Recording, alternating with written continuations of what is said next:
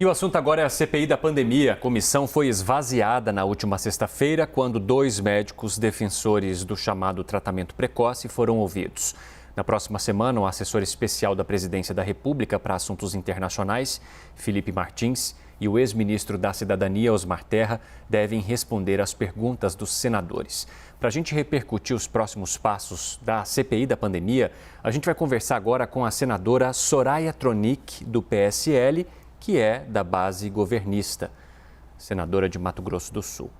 Senadora, seja muito bem-vinda, é um prazer falar com a senhora mais uma vez. Eu gostaria de saber primeiro sobre os próximos depoimentos, né? O que vocês devem questionar e o que vocês esperam de informações importantes a partir desses depoentes. Bem-vinda. Evandro, bom dia. Bom dia, Luciana. Bom dia a todos os assinantes. É um prazer estar aqui, uma honra para mim. Bom, a CPI tem como fato determinado investigar possíveis omissões, ações em relação à gestão da pandemia. E nós temos que focar exatamente nisso, e principalmente na questão dos estados e municípios, conquanto não possamos, neste momento, inquirir os governadores. Mas o ponto deve ser esse. Infelizmente, ali durante as 8, 10 horas de depoimentos, a gente consegue ver mais discursos do que perguntas pontuais, exatamente, que vão desvendar toda essa celeuma que existe em torno da gestão da pandemia. Mas o que eu tenho feito, se vocês forem reparar, é exatamente focar nas perguntas que são atinentes à resolução do fato determinado apontado para a investigação na CPI. Senadora, ainda projetando para essa semana, com a vinda do assessor especial Felipe Martins e do deputado Osmar Terra, 2 discussões devem estar pautadas. Uma é o gabinete paralelo, é assim, eu não sei como a senhora chama, mas essa investigação sobre um suposto gabinete que iria assessorar o presidente da República na tomada de decisões deles, ou assessoraria dele, e também a imunidade de rebanho. Essas são 2 linhas de investigação que, pelo menos, o grupo dos 7, o G7, tem batido muito na tecla. Qual a sua opinião e qual a sua análise sobre esses 2 temas, senadora?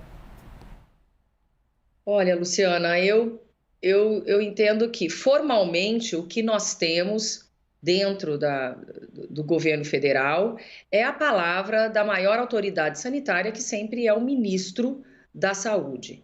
E aí, o resto são falas soltas, são narrativas. O que nós temos, né, na gestão, e se tivermos que apontar alguma coisa, eu tenho parabenizado o presidente na mudança da titularidade da pasta na saúde.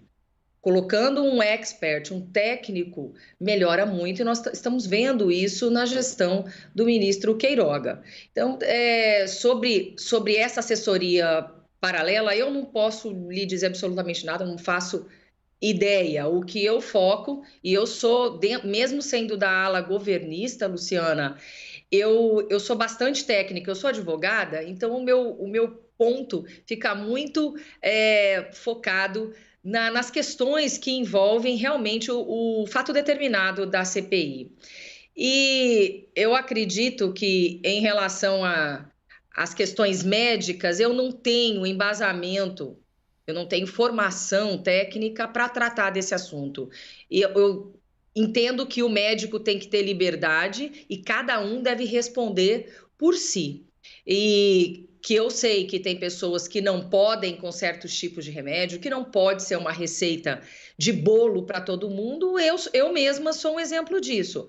Eu tomei ivermectina inadvertidamente e me automediquei no ano passado e tive problema de fígado. E foi detectado que foi por conta da ivermectina, porque eu, Soraya, tenho uma sensibilidade em relação a esse tipo de medicamento. Com a Anitta também eu tenho a mesma coisa, mas eu descobri agora. Então, quando eu tive Covid, eu não fui tratada com esse tipo de medicamento. Tem que ter responsabilidade médica. E eu fico muito feliz que o ministro Queiroga tem se posicionado dessa forma. Os depoimentos, na verdade não são depoimentos, foi uma audiência pública na sexta-feira. os médicos diziam uma coisa, porém, a orientação do Ministério da Saúde neste momento é outra. É uma orientação divergente da que os médicos estavam colocando ali. Então, eu sou bastante consciente em relação a essas questões.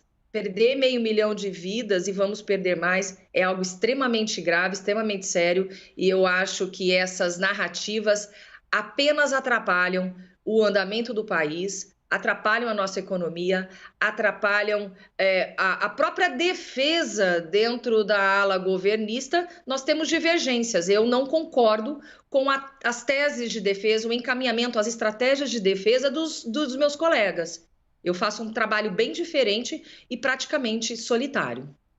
Senadora, só ainda nessa linha, né, do que a Luciana te questionou, a senhora disse aí que parabeniza, né, o presidente da República pela mudança, mas vocês estão avaliando na CPI atitudes que foram tomadas, e boa parte delas durante a gestão de Pazuello ainda. Então é uma investigação também do que foi. E aí é isso que eu questiono a senhora. Né? Como que vocês avaliam essas questões questionadas pela Luciana na gestão anterior, numa gestão que não era de um ministro técnico e que é agora vista de perto, com lupa por vocês, diante da situação que nós atingimos aqui no país, que vem sendo carregada desde lá?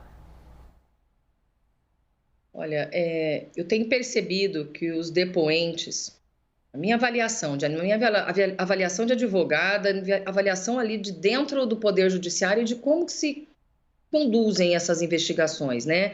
Ou esses depoimentos. Eu sempre questiono os depoentes e os depoentes que vieram do governo para que eles apontem quem foi responsável por cada questão ali inquirida.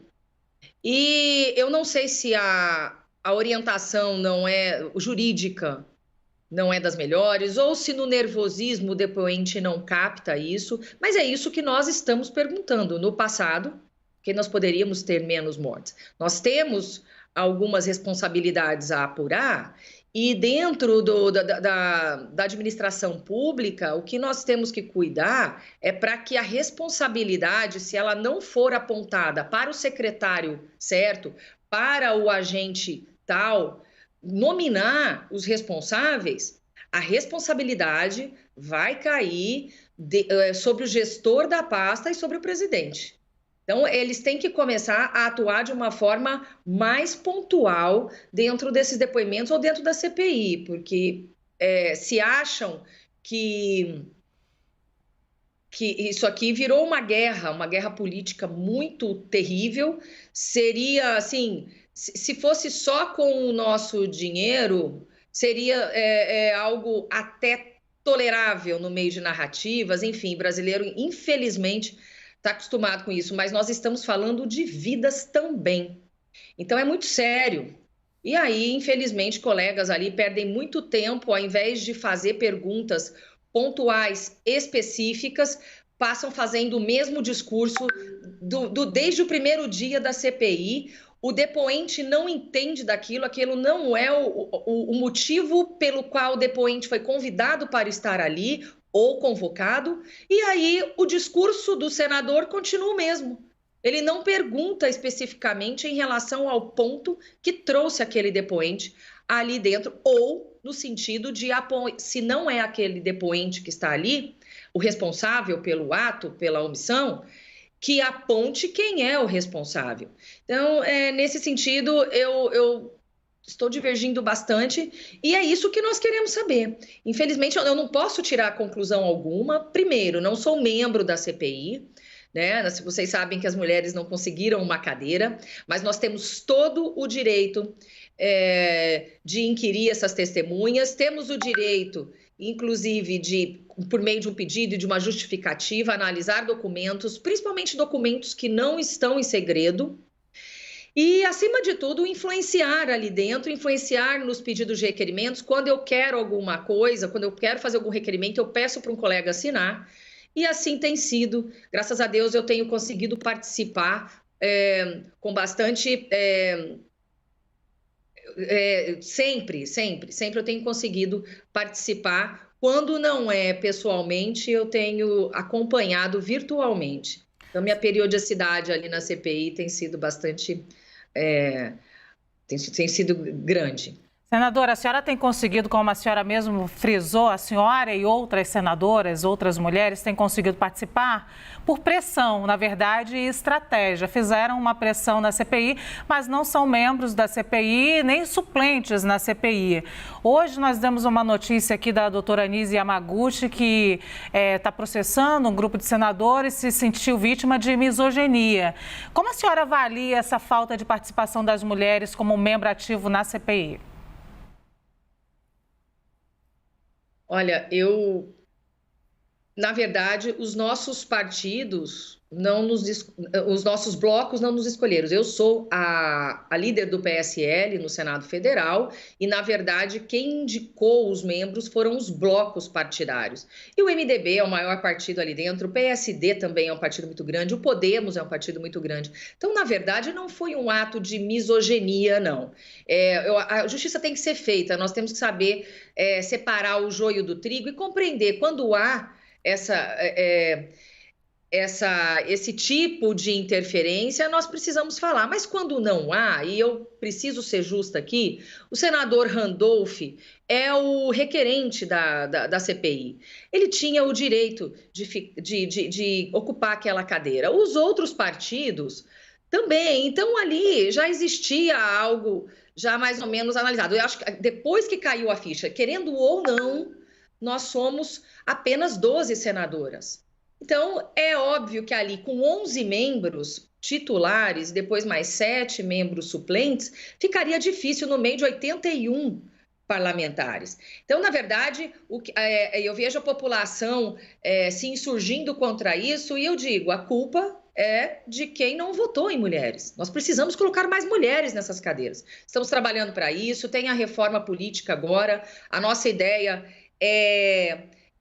pode ser que, dentre as opções analisadas e discutidas ali nos bastidores, é de que possamos, de repente, até abrir mão dos 30% de concorrentes, mulheres concorrentes, para termos 15% de cadeiras cativas, no mínimo. Então, está tendo uma negociação nesse sentido, a gente precisa avançar. Mas, vamos ser sinceros, os brasileiros não escolheram mulheres, nós tínhamos mulheres capacitadíssimas para serem eleitas senadoras e não temos. Então, a maioria ali é homem, né? Sempre vai acontecer. Nós cometemos um erro, Luciana, quando nós entramos com um projeto de resolução da liderança feminina, esquecemos da cadeira, de reservar uma cadeira nas comissões parlamentares. E aí, logo em seguida, após a votação da liderança feminina, que nos dá direito a destaques, que nos dá direito de uma liderança como qualquer outra, nós dormimos no ponto. E agora a senadora Elisiane entrou com esse projeto de resolução. Óbvio que nós estamos apoiando, mas isso vai ser para as próximas CPIs. Mas a minha pergunta, senadora, é se a doutora Anísia Yamaguchi, como ela diz, foi vítima de misoginia. A senhora acredita nisso? Olha, ela foi inquirida por, sei lá, mais de 8 horas, né? Eu analiso da seguinte forma, é complicado. Eu tô achando que há alguns exageros, tá? Há alguns exageros. E há também diferenças entre a avaliação de como uma mulher foi tratada, outra mulher foi tratada, pela nossa própria direita, que parece que anda meio a esmo, porque eu já vi mulheres da direita sendo massacradas em redes sociais, nunca ninguém falou nada. A primeira vez que as pessoas se insurgem dessa maneira foi naquele momento. Mas na conversa com o senador Otto, ele foi firme, ele a princípio estava conversando de uma forma, um cientista com cientista, não, médico com uma médica. Eu vi a postura do senador Renan de fazer algo muito corriqueiro que ocorre com as mulheres, que foi de interrupção. Aquilo foi muito característico, mas se vocês forem perceber, o senador Renan tem essa característica quando ele vai perguntar. Não é com todo mundo, ele tem se acalmado, mas dependendo do dia, dependendo do depoente, ele já fez isso com o homem também. Eu tenho tentado ser bastante justa, sabe? E é lógico que nós não queremos que nenhuma mulher passe por constrangimento algum, mas devemos ter a consciência e rever. Muita gente que está criticando não assistiu a CPI inteira, não assistiu o senador Otto Alencar inquirindo a doutora Nise. Então, vamos ser honestos, eu acredito que as pessoas ficam mudando o rumo dessa CPI. O que eu quero, eu, Soraya, acima de tudo, é descobrir se há ações ou omissões que levaram a esse número bárbaro de mortos no Brasil e a condução da pandemia. E aí essas narrativas, essas eu chamo de griteiro, sabe, ficam tumultuando a CPI. Eu vi um ato mais do senador Renan do que do senador Otto, mas já vi senador Renan fazer aquilo com outros depoentes, inclusive homens, com outros não. Realmente, tem dia que ele está mais afável e tem dia que não, mas foi um tanto quanto menos afável com ela, foi, interrompeu muitas vezes, a ponto da senadora Leila, que é de oposição, ter que intervir com a anuência de todas as senadoras. No grupo de senadoras, nós anuímos, eu anuí, inclusive. Então, eu só não gosto quando exageram nos fatos. Senadora Soraya Tronic, que é do PSL de Mato Grosso do Sul, muito obrigado por conversar com a gente mais uma vez. Boa sorte, então, nas próximas semanas de CPI. Obrigada, senadora. Muito obrigada pelo acompanhamento de vocês, sempre ali presentes. É um prazer estar aqui para poder esclarecer e trazer minha opinião. Bom domingo a todos e que Deus nos abençoe, que consigamos enfrentar essa pandemia, acabar com isso e voltar a ter uma vida normal. Mas eu quero aqui aproveitar para me solidarizar com os parentes do 500 mil de mortos pelo Covid-19. A nossa responsabilidade como líderes políticos, como parlamentares, como legisladores, né, e os gestores também da área do executivo é muito grande e é muito sério o que está acontecendo. Esse é um momento de união no Brasil. Nós temos mais convergências do que divergências. Infelizmente, as coisas têm seguido por um caminho de extrema politização e eu sou contra. Absolutamente contra a politização que tem feito da pandemia, das vidas brasileiras. Isso atrapalha. Quem acha que está ajudando o governo com isso, dentro da minha ala ali, no meu entendimento, atrapalha cada dia mais, infelizmente. Muito obrigada pela oportunidade. Obrigada.